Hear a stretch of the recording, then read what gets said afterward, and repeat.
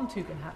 Thank you, Madam Deputy Speaker. And may I first of all pay tribute to my honourable friend and Minister for the work he is doing on leading this fight against a hostile state that is doing so much against us. May I also join him in paying tribute not just to Jonathan Hall, who did amazingly good work for us in government, and I'm sure we'll be serving him with the same dedication and diligence. And also, of course, to MI5, whose leadership under Sir Ken McCullum has begun to put some real focus onto areas where previously some of those areas had slipped by. But will he not also recognise with me that this isn't just a domestic challenge? And while I recognise all that he has set out, this is really a matter that we need to be working on with friends and allies.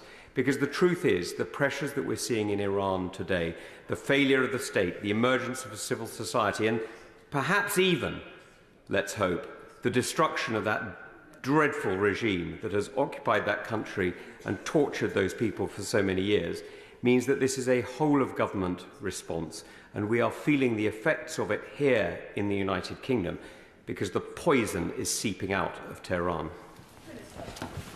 Well, I'm very grateful to him for the work that he's done previously and for the support that I know that he's provided. I completely agree with what he said about Jonathan Hall. Jonathan Hall is a figure of great integrity and authority.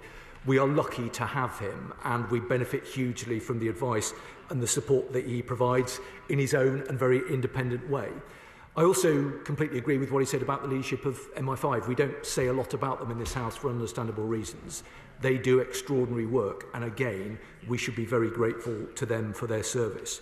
He's completely right. This is, of course, just a domestic challenge.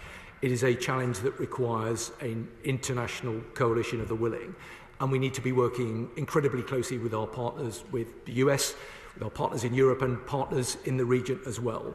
That is work that we are progressing with colleagues in the Foreign Office. That is a matter that he knows. I know he reflected on the Prime Minister's statement yesterday that the Prime Minister personally takes very seriously. These are the most profoundly important matters. We take them incredibly seriously, and we're working across government and with our partners to address them.